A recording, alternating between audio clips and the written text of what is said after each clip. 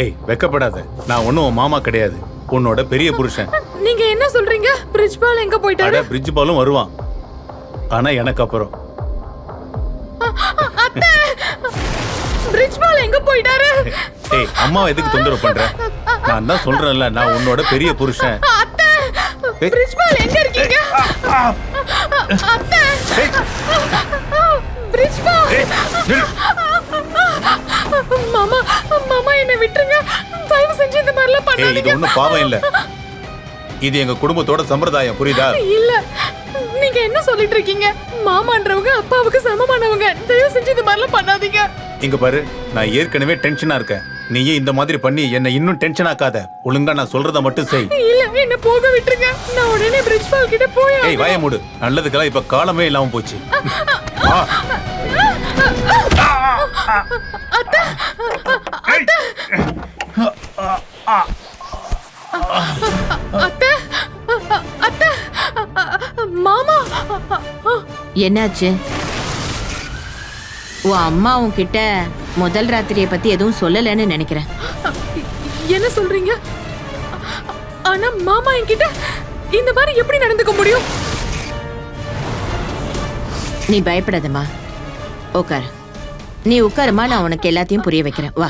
இல்ல இல்ல, நான் இப்ப உடனே என்னோட புருஷனை பார்க்கணும், இப்பவே அவர்கிட்ட எல்லாத்தையும் சொல்லணும். அடடா, பிரிட்ஜுவும் வந்துருவான். முதல்ல நான் சொல்றத கேளு. ஒரு வேலை பண்ணு, இந்தா ஒரு கிளாஸ் தண்ணி மட்டும் குடி. இல்ல இல்ல இல்ல. ஏய் புஜு, ஓ முட்டாட்டிக்கிட்ட ஏதாவது சொன்னியா இல்லையா? அம்மா சொல்லி கொடுத்துருப்பாங்கண்ணா, ஆனா என்ன ஆச்சுன்னா அம்மாவையும் பையனையும் நம்பினதுக்கு அவ ஏன் மண்டையை உடைச்சிட்டா? நான் உன் சொந்த அண்ணன் இல்லைல்ல, அதனாலதான் நீ இப்படி எல்லாம் பண்ணிக்கிட்டு இருக்க. இங்க பாருங்கண்ணா, நீங்க தான் எங்களுக்கு மூத்தவரு, உங்க மேலே கைய வச்சுட்டாளா அவ? அட, அவ என் மண்டையே உடைச்சிட்டாடா. ஏய் வாங்கடா வாங்கடா வாங்கடா, இந்த கிளாஸ் அப்படி ஒரே செகண்ட்ல வரேண்ணா. அத்தை, மாமா சொல்றாரு அவர் என்னோட பெரிய புருஷனா, குடும்பத்தோட சம்பிரதாயம் இதெல்லாம் எப்படி நடக்கும் அத்தை? என்னோட புருஷன் பிரிட்ஜ்பால் தானே, அவர் கூட தான் எனக்கு கல்யாணம் நடந்துச்சு. இங்க பாருமா, உன் மனசுக்குள்ள இப்ப என்ன ஓடிட்டு இருக்குன்னு என்னால நல்லாவே புரிஞ்சுக்க முடியுது. அப்புறம் நீ எதுக்கும் கவலைப்படாத, உன்னோட உண்மையான புருஷன் பிரிட்ஜு தான் இருப்பான். ஆனா இங்க பாருமா, என்னோட பெரிய பையன் இருக்கான்ல கஜேந்தர், அவன் என் சொந்த பையன் கிடையாது. ஆனா என்ன பொறுத்த வரைக்கும் எல்லா பசங்களை விட அவனை தான் எனக்கு ரொம்ப பிடிக்கும். இந்த இந்த மொத்த வீடு பொறுப்பு எல்லாத்தையும் அவன் ஒரு ஆளா தான் சமாளிச்சிட்டு இருக்கான். அது என்னன்னா, சின்ன வயசுல அவனுக்கு கல்யாணம் ஆயிடுச்சு. அப்புறம் 2-3 நாள்லயே அவனோட பொண்டாட்டி அவனை விட்டுட்டு போயிட்டா. அப்புறம் இந்த வீடு, நிலங்கள், 3 சின்ன சின்ன தம்பிங்க, எல்லா பொறுப்பையும் ஏத்துக்கணும்ன்ற விஷயத்துல அவன் இன்னொரு கல்யாணம் பண்ணிக்கணும்ன்ற விஷயத்த பத்தி அவன் யோசிக்கவே இல்லம்மா. இங்க பாருமா, என் பெரிய பையன் இந்த வீட்டுக்காக அவ்வளோ விஷயம் பண்ணிருக்கான். அப்போ நாங்களும் அவனுக்கு கொஞ்சம் பொறுப்பா இருக்கணும்ல. நான் இப்ப என்ன சொல்ல வரேன்னு உனக்கு புரியுது இல்ல? இல்ல இல்ல இல்ல இல்ல, நான் இப்ப என் புருஷன் கிட்ட பேசி ஆகணும், நான் பிரிட்ஜ்பால் கிட்ட இப்பவே பேசி ஆகணும். பிரிட்ஜ்பால் இங்க பாருமா, அட இங்க பாருமா, பிரிட்ஜ்பால் நீங்க எங்க இருக்கீங்க? இங்க பாருமா, முதல்ல நான் சொல்றத கேளு. அத்தை ப்ளீஸ் சொல்லுங்க, பிரிட்ஜ்பால் எங்க இருக்காங்கன்னு சொல்லுங்க, ப்ளீஸ் சொல்லுங்க அத்தை, பிரிட்ஜ்பால் எங்க இருக்காருன்னு. என்னாச்சு? பிரிட்ஜ்பால் ஏய் கையில, நீ முதல்ல ஒரு விஷயம் சொல்லு. எங்க பெரிய அண்ணன் மேல கை வைக்கிறதுக்கு உனக்கு எங்க இருந்து தைரியம் வந்துச்சு? மாமா என்கிட்ட வந்து என்ன பண்ணாருன்னு உங்களுக்கு தெரியும்? அவரு அப்படி என்ன பண்ணிட்டாரு சொல்லு. நான் சொல்றது கேளு, எனக்கு எல்லாமே தெரியும். அவர் இன்னைக்கு பண்றதுல அவர் மேல எந்த ஒரு தப்புமே கிடையாது. உனக்கு என் கூட தான் கல்யாணம் ஆச்சு, ஆனா நீ எங்க 4 பேருக்கும் தான் சொந்தம். ஒரு மனைவி, அப்புறம் 4 கணவர்கள். அதனால உள்ள போய் பொண்டாட்டியா செய்ய வேண்டிய கடமைகளை போய் செய் போ. ஏய் சத்யேந்தர், போய் அண்ணனை கூட்டு வா, இவளுக்கு எல்லாத்தையும் புரிய வச்சுட்டேன்னு சொல்லு.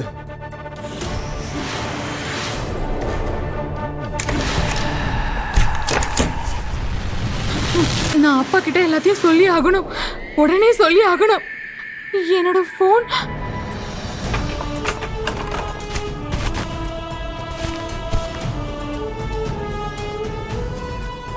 என்னோட போனை அத்தை வாங்கிட்டு போயிட்டாங்களே.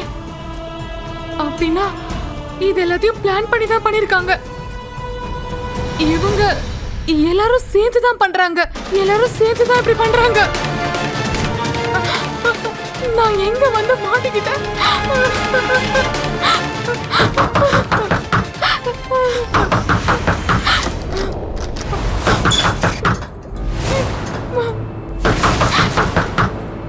இங்க பாருமா, எவ்வளவு அழணுமோ அழுதுக்கோ. அழுகிறதுனால மனசு கொஞ்சம் லேசாயிடும். ஆனா ஒரு விஷயத்த நீ ஞாபகம் வச்சுக்கோ, இங்க யாருமே உனக்கு எதிரிகள் கிடையாது. அவங்க 4 பேரும் உனக்கு தான் சொந்தம், உன்னோட சொந்த புருஷனுங்க.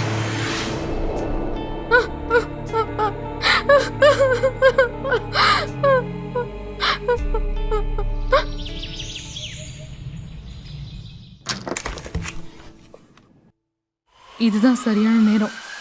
நான் இங்க இருந்து தப்பிச்சே ஆகணும்.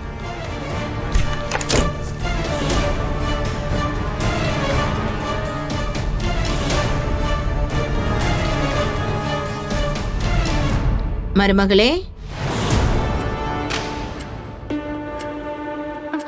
அத்தை, நான் உன்னதாமா எதிர்பார்த்துட்டு இருந்தேன். என்னாச்சுமா? நீ பயப்படாத, எல்லாரும் வயலுக்கு போயிருக்காங்க. அத்தை, ஒரு பொண்ணா இருந்துட்டு எப்படி உங்களால இப்படி எல்லாம் பண்ண முடியுது? அத்தை, என்ன ப்ளீஸ் இங்க இருந்து போக விட்டுருங்க. இந்த நரகத்துல இருந்து எப்படியாவது என்ன போக விட்டுருங்க. என்னம்மா நீ? சொர்க்கம் மாதிரி இருக்க வீட்டை எதுக்காக நீ நரகம்னு சொல்ற? நானும் ஒரு பொண்ணுதான், அதனாலதான் உனக்கு சொல்லி புரிய வச்சிட்டு இருக்கேன். இங்க பாருமா, ஒரு பொண்ணால எல்லார் கூடயும் சண்டை போட முடியும். ஆனா தன்னோட தலைவிதியோட சண்டை போடவே முடியாது.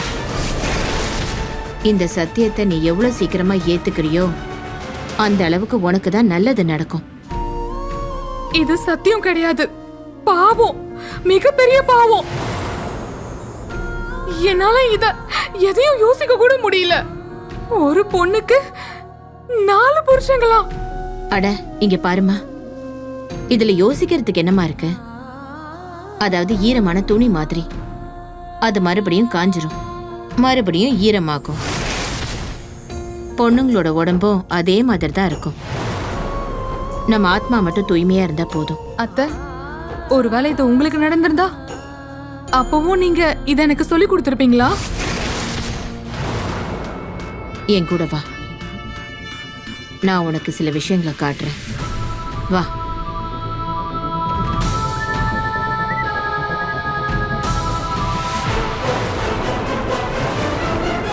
உன்னால ஒரு விஷயத்த சொல்ல முடியுமா? இங்க இருக்கிறதுல யாரு உன்னோட மாமனார்னு? என்னோட நெத்தியில குங்குமத்தை வச்ச உண்மையான புருஷன் யாருன்னு உன்னால சொல்ல முடியுமா? இல்ல, அது எனக்கும் தெரியாது. என்னோட காலத்துல புருஷனை பார்க்கறதுக்கு கூட எனக்கு அனுமதி கொடுக்கல. அதனால எனக்கு என்னோட உண்மையான புருஷன் யாருன்னு கூட தெரியாது. யாரு என்னோட நெத்தியில குங்குமம் வச்சான்னு எனக்கு எதுவுமே தெரியாது. எனக்கு கல்யாணம் முடிஞ்சு இந்த வீட்டுக்கு வந்ததுக்கு அப்புறம் யார்கிட்டயும் எதை பத்தியும் கேட்கறதுக்கான தைரியம் கூட எனக்கு வரல. அதுக்கப்புறம் நான் இவங்க 3 பேருக்குமே நான் மனைவி ஆயிட்டேன்.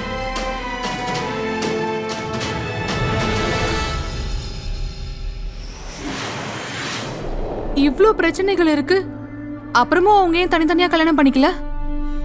இங்க பாருமா, தனித்தனியா கல்யாணம் நடந்துச்சுன்னா எல்லாருக்கும் தனித்தனியா குழந்தைங்க பிறக்கும். அப்புறம் இங்க இருக்கிற 400 ஏக்கர் நிலங்கள் இருக்குல்ல, அத பங்கு பிரிக்கிறப்போ யாருக்கு எவ்வளவு வரும்னு எதுவுமே தெரியாது. அதனாலதான் இந்த குடும்பத்தோட முன்னோர்கள் ஒரு பாரம்பரியத்தை ஆரம்பிச்சிருக்காங்க. ஒரு தலைமுறைக்கு ஒரே ஒரு கல்யாணம் தான். எனக்கு நல்லா புரியுதுமா. இந்த விஷயம் எல்லாமே இப்போ உனக்கு தப்பா தான் தெரியும். ஆனா உனக்குன்னு குழந்தைங்க வரப்போதான் இத பத்தி உனக்கு புரியும். அதாவது இந்த வீட்டோட இந்த முன்னோர்கள் எவ்வளவு புத்திசாலின்னு உனக்கு தெரியும். நிலத்தை பிரிக்க கூடாது, ஆனா ஒரு பொண்ணோட மானம் மரியாதை இது எல்லாத்தையும் கவனிக்க மாட்டீங்க. இது எல்லாத்தையும் எப்படி உங்களால இவ்வளவு சுலபமா சொல்ல முடியுது? இது எல்லாத்தையும் நான் ரொம்ப சுலபமா எடுத்துக்கிறேன்னு யாருமா சொன்னது? இங்க பாருமா, இப்படி ஒரு விஷயத்த பண்றதுக்கு எந்த பொண்ணுக்குமே சாதாரண விஷயமே கிடையாது. நேத்து ராத்திரி நீ எதுக்குமே சம்மதம் சொல்லல. ஆனா ஒரு விஷயம், அப்போ நான் என்ன பண்ணிட்டு இருந்தேன் தெரியுமா? ராத்திரி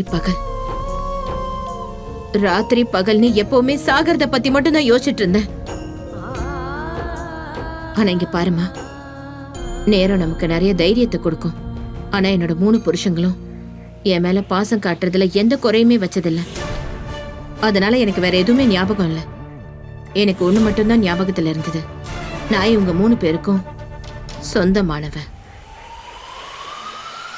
உனக்கு தெரியுமா, பெரியவர் எவ்வளவு பாசம் காட்டினாரோ அதை விட அதிகமா சின்னவர் பாசம் காட்டினாரு.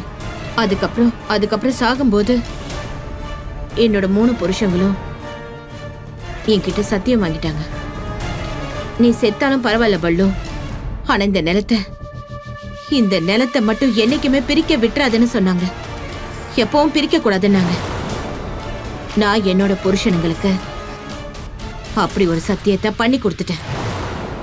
இப்போ நீயே சொல்லு மருமகளே, நான் என்னோட 3 புருஷங்களுக்கும் பண்ணி கொடுத்த சத்தியத்தை எப்படி மீற முடியும்? என்னோட இந்த குடும்பத்தோட பாரம்பரியத்தை காப்பாத்தாம என்னால எப்படி இருக்க முடியும்? எந்த நிலத்துக்காக நான் என்னோட எல்லாத்தையுமே பணயமா வச்சனோ, நான் என்னோட ஆசைகளை எப்படி இழந்தனோ, அதை எப்படி என்னால பிரிக்க விட முடியும்?